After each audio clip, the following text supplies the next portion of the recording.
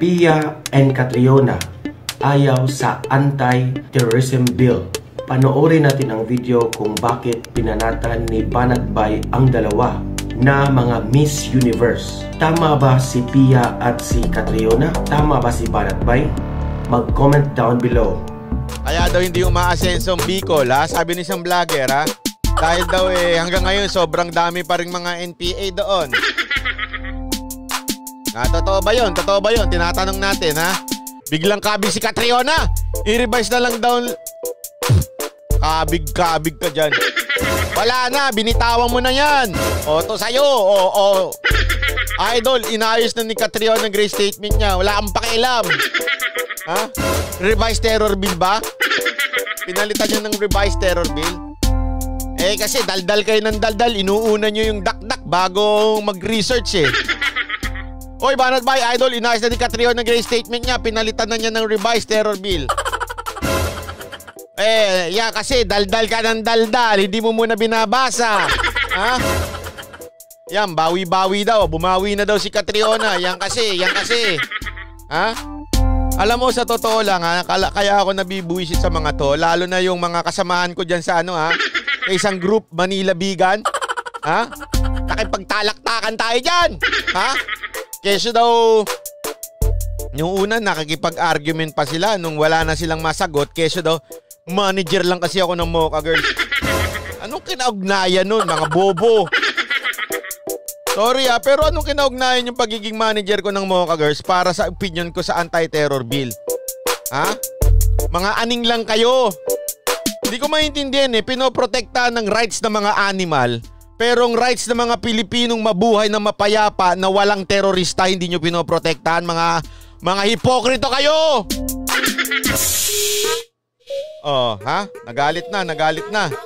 Mantakin mo sabi dun sa Manila Bigan na yan, yung grupo na yan. Ha? Sabi sa akin hindi daw ako vegan kasi dahil dun sa ang mga pananaw ko, plant-based diet lang daw ako. Sabi ko nga naman, kung ang pagiging vegan katulad nyo, hindi talaga ako vegan.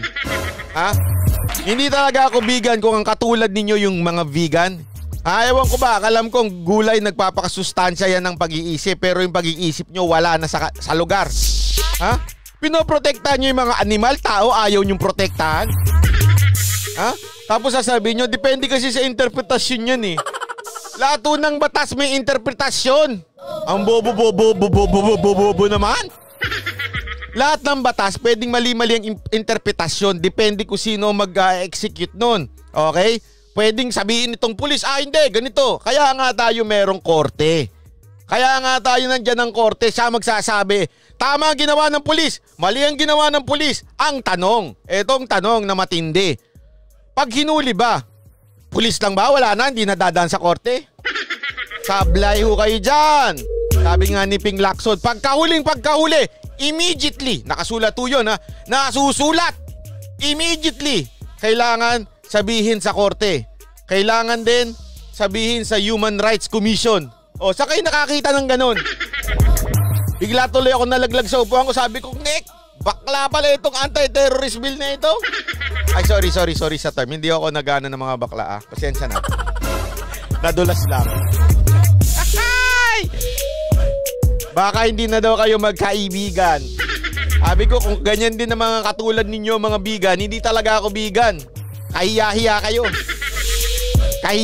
kayo. Ilang masasabi ko sa inyo.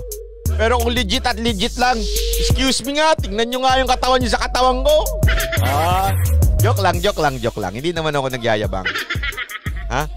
Mga bigang pakulto, sabi ni sa kulto yung mga yan.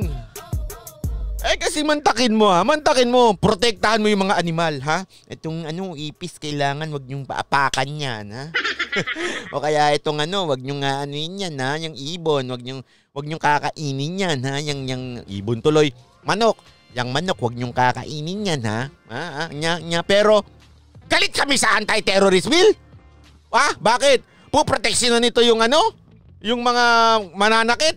Ayaw ng anti-terrorist bill yan ha? Yung mga papatay, ayaw ng anti-terrorist bill yan. Pero galit kami dyan. Plastikan ng mga hinayupa ko.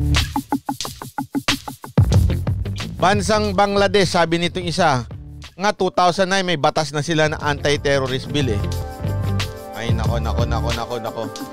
Wait lang ha. Oh, pagka ganyan na gano'n, napapa marikit kang na lang pag ganun ako eh. Hoy, nakita niyo ba yung bagong video ni ni pangalan nito, si DJ Lunyo? Ay, Luni ba yun? Yung DJ na sumasayaw? Alam niyo yung kanyang bagong yung tao lang ako. Sabi ko, tao lang talaga, may pahawak-hawak pa sa Sabi nga nung kaibigan ko, mas magaling pa din si pangalan nung si Mark. Ano yun, Mark? Pangalan nung Mark na yun? Basta yung si Mark, isang dancer daw. Ayan si DJ Looney. Panay lang ang hawak sa nit niya eh. Ayun na yun. May message ako sa'yo sa Facebook. Liham ng isang sundalong, magandang message na sana mabasa mo. Ay, nako. Nabasa ko po yan, ha? Palakpakan. Napakaganda nung lihim niya. Grabe, babasahin ko sa inyo, ha? Pero syempre, kailangan may tugtog na maalala mo kaya yun. Ay, hindi, wag natin biruin kasi yun, maganda mensahe niya, ha? Si DJ Munyo. Wag naman ganon. Marikit na nais ko. Kaya alam yung kanta na yun? Ang sayo-sayo tayo sabay-sabay. Marikit na may ganun-ganun yun ha. Parang mga Andali lang, inom lang muna tayo. Tagay tuloy. Kape lang ha. Kape ito. Kape. Ay, mainit. Mainit pa yung kape ko. Ayun, si Mark Keras. Salamat sa pangalan ha. Asa na ba yun? Sandali. Wait lang. Sandali lang. Yung nyo ba? Yung Facebook nyo ba? Nagbago rin ng itsura? Parang ang pangit ng bagong itsura ng Facebook, Ay, nako.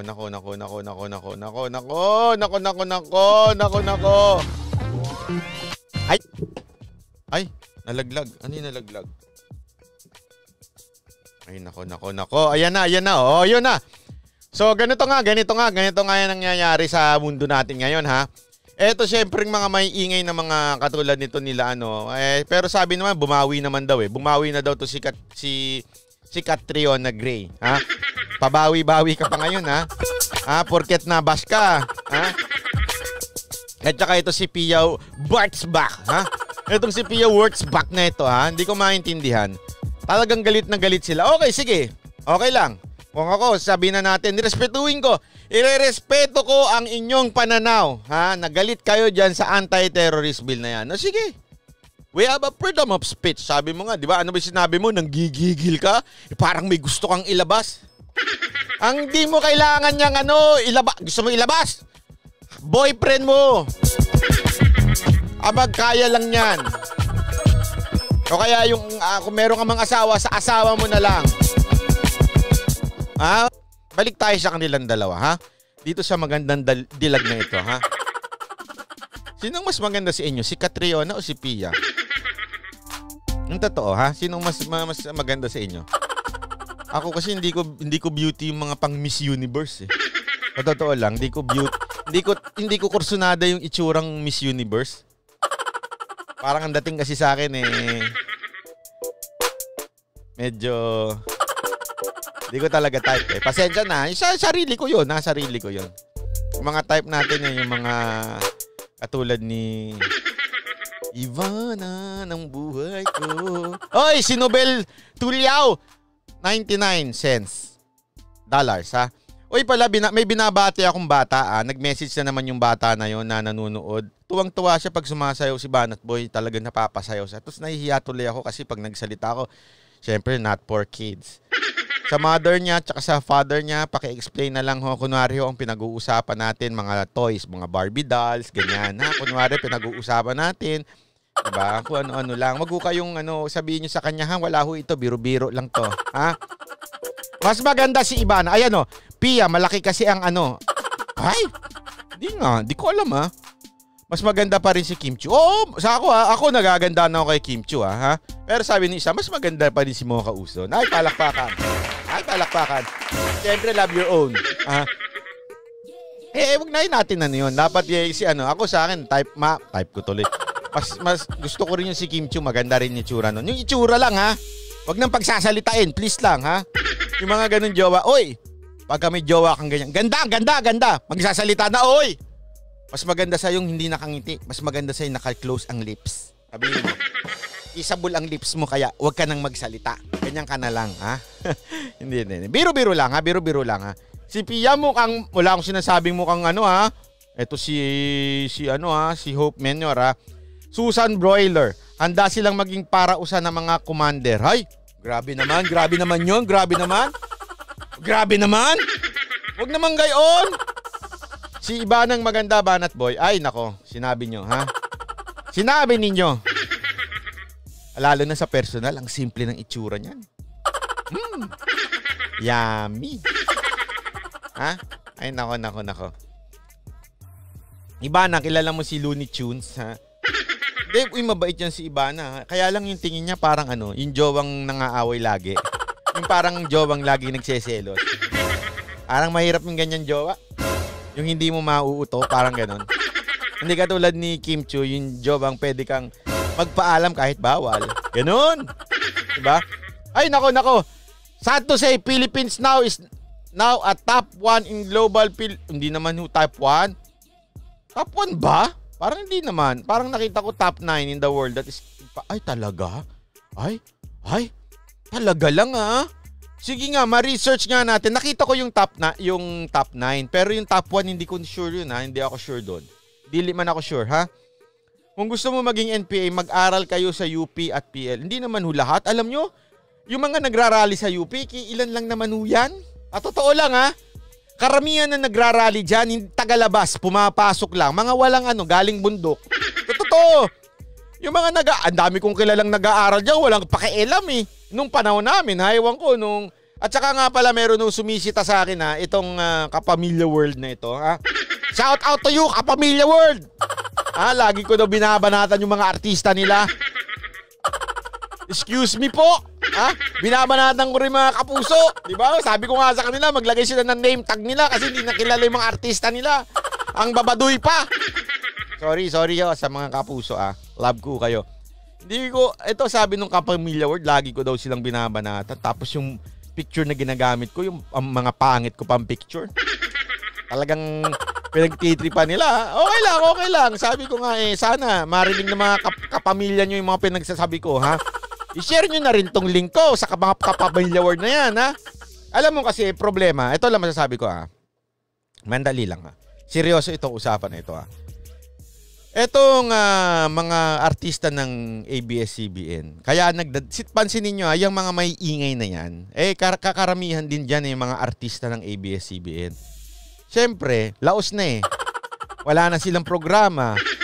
Kung meron man silang programa, doon lang sa internet lalabas. So, medyo para sumikat at manatiling nandyan sa yung karir nila, kailangan nila magpaka-relevant. Aawayin nila ngayon ng aawayin. Siyempre, bitter sila sa Pangulo Feeling nila, pinasara sila ng Pangulo bitter na bitter. So, sila din ang mag-iingay. Kahit ano lang, sasalihan nila. Kenneth Velasquez, 125. Si Crisette Laura Chuna, keep what you're doing, boss Bana. If you need assistance sa pagbo-broadcast, volunteer ako. Anong broadcast yan, OBS, magaling ka, boss. Ay, nako, thank you very much. Email mo ako para maturuan mo ako. Actually, alam mo, kulang ko na lang talaga. Hindi ako nagpaparinig, wala akong sinasabi, Alam mo, okay na lahat yung program ko, yung computer ko lang, sarap ba to? Ayos na meron na ako nung camlink Salamat pala dun sa nagdonasyon nun, Thank you very much for your kind consideration. Yung camlink, kaya ang ganda na ng camera natin. Nagagamit natin yung GoPro. Alam nyo ba, binenta ko yung isa kong GoPro. Ano na naman yan? Wait lang, kumikislap-kislap. Yan. Binenta ko Namatay! Speaking of the terrorist, na-terror tayo. Ayan na, lumabas na uli ako. Ayan na. Sandali lang Loko itong camera ko biglang namamatay Hindi kasi hindi ko siya pwedeng isaksak ng tuloy-tuloy kasi umiinit siya. Pag uminit ang ulo parang katulad ko, medyo ano din na naapektuhan ha. Naapektuhan yung pag-init ng ulo ko. Si Pia, si Pia tsaka ito si pangalan nito isa, si Catriona. Tingnan nyo ha, ito dalawang to. Ang ingay-ingay, itong mga artista ng ABS-CBN, ang ingay-ingay dito sa anti-terrorist bill. Pero itong tulad nitong balita nito, 7 hours ago, wala ni isang nag-comment sa kanila. 4 na namatay, pinatay, ha? At 17 na wounded in encounter with suspected terrorist group Friday in Patikul, Sulu. AFP Western Mindanao spokesman confirmed. So ibig sabihin, may namatay na mga sundalo. Okay? Tapos meron ding mga nasaktan na sundalo.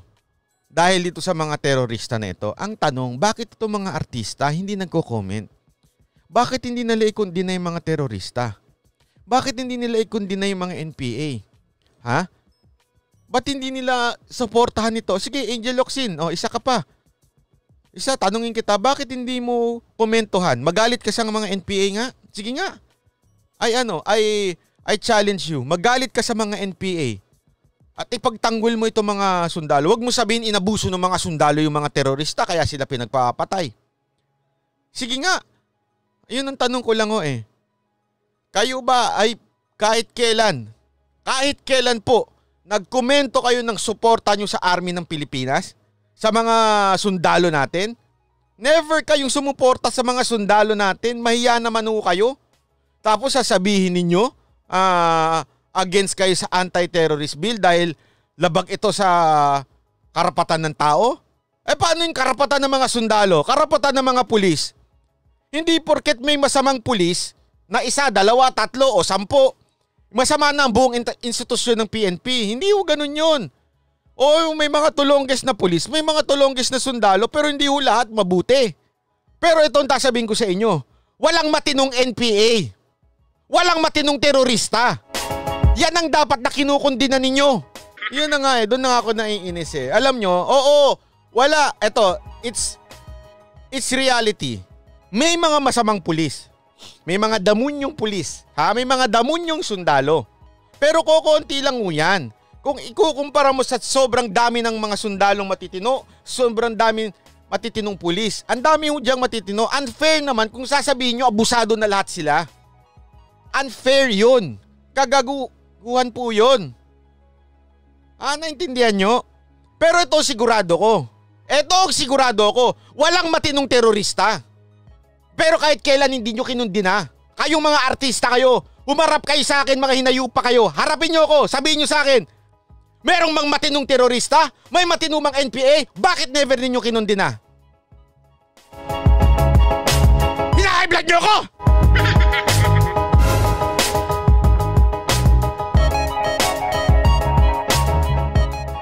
Meron ba sa inyong mga artista? Tumulong sa mga sundalo natin?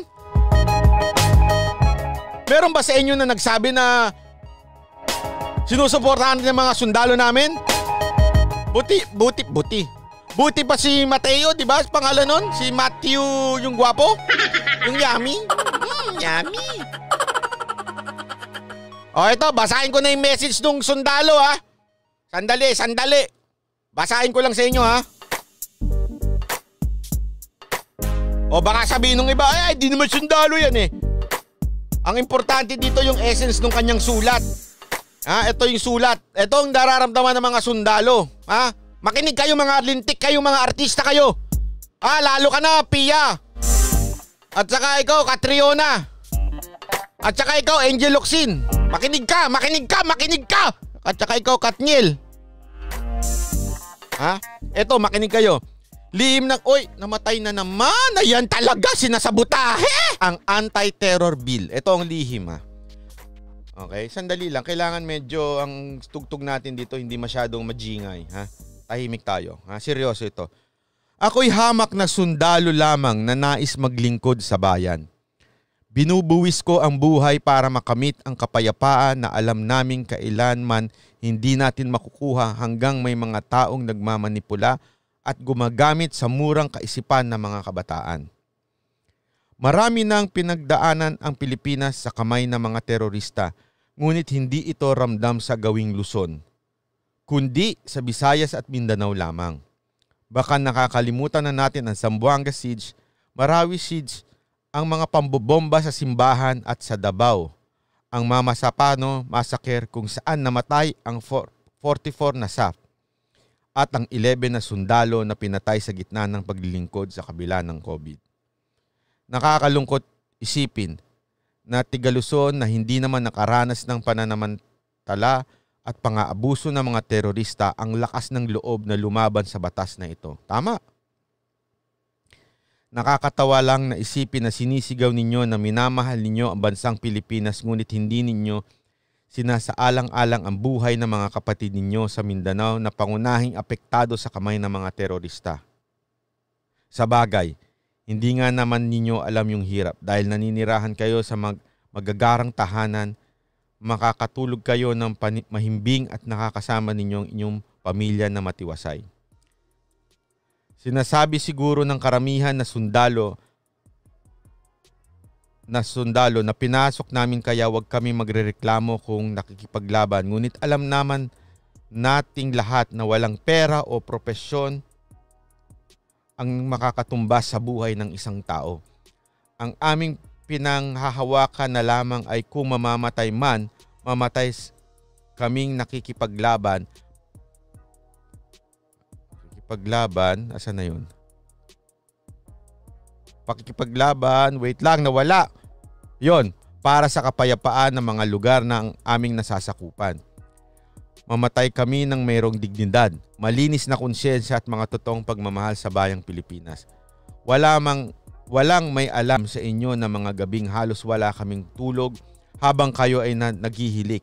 Hindi ninyo alam kung sakit na hindi kami makauwi sa mahahalagang okasyon habang kayo ay masayang nagtitipon-tipon. Naiiyak ako dito nung binabasa ko ito. Sa totoo lang ho. Ha?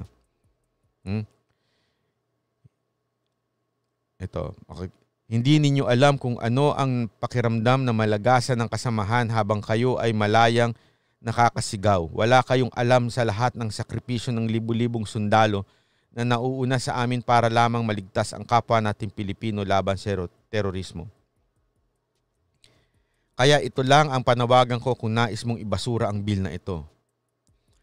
Pauwiin nyo na kami at kayo na lang ang pumalit sa amin. Minsan naisip ko na sana kayo na lang sana ang ilang araw na hindi natutulog para lang proteksyonan ang mga mamamayan. Kayo na lang sana humihiga sa basa at malamig na damuhan habang umuulan. Sana kayo na lang ang hindi nakakasaksi ng panganganak ng inyong kabiyak. Sana kayo na lang kung hindi makauwi kahit na nasa bingit ng kamatayan ng inyong pamilya. Sana kayo na lang ang walang awang pinapatay, niyuyurakan at binabalasubas ng mga terorista. Kayo na lang sana ang mamatay kahit hindi nasisilayan ng mga anak. Kayo na lang sana yung nilalamayan at iuwi sa pamilya ng bangkay na. Kayo na lang sana. Dahil hanggang hindi ninyo nararanasan ito, huwag ninyong sabihing may alam kayo sa terorismo. Palawakin natin ang panawagan para suportahan ang anti-terror bill. Ha? Ang linaw niyan, no? Sabi ko nga, grabe, tago sa puso ito. Tago sa puso ito. Totoo yan eh. Alam mo, ako naiiyak ako ngayon, pinipigilan ko lang eh. Kasi meron ako mga kilalang sundalo eh. Na talaga binibigay nila yung todo nila na ipaglaban tong bayan.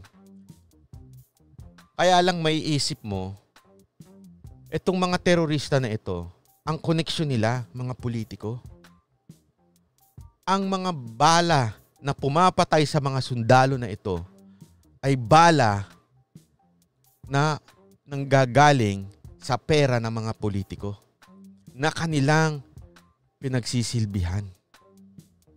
Mantakin mo, pinoproteksyonan itong mga sundalo, itong mga bayan natin, itong mga politiko natin.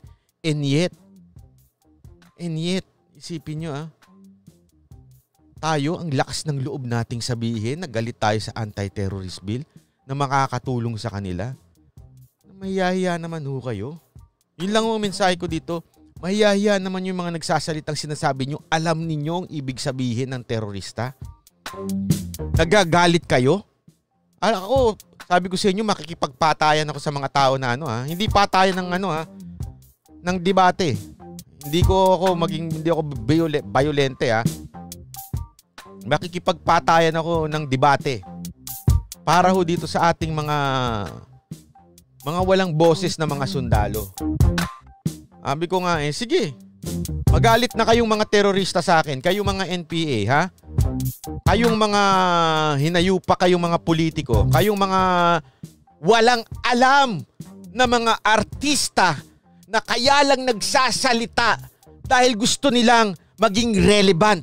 Mga pasikat kayong mga na nyo. Pasikat lang kayo, alam ko yan. Gusto nyo lang maging relevant para lang magsabing cool kayo na artista.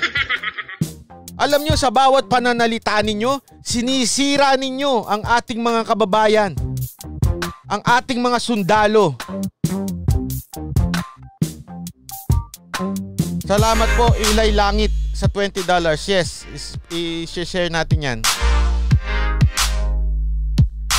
Ay, ang sabi ko nga alam mo bakit ako galit na galit dito sa mga artista na to? Kasi alam ko naman yan style naman talaga ng artista yan. Para hindi mawala sa eksena, mag-iingay sila na mag-iingay. They want to be relevant. Para lang masabi mo na na sila ay merong sikat pa, nandyan pa sila. Kaya lang to the expense, to the expense na may mapaniwala kayo na itong anti-terror bill ay masama. Mga demonyo kayo. Yan lang masasabi ko sa inyo, mga demonyo kayo. So that's it. Narinig nyo na ang mga banat ni Banatbay. Mag-comment down below. And don't forget to subscribe my channel. Have a blessed and wonderful day.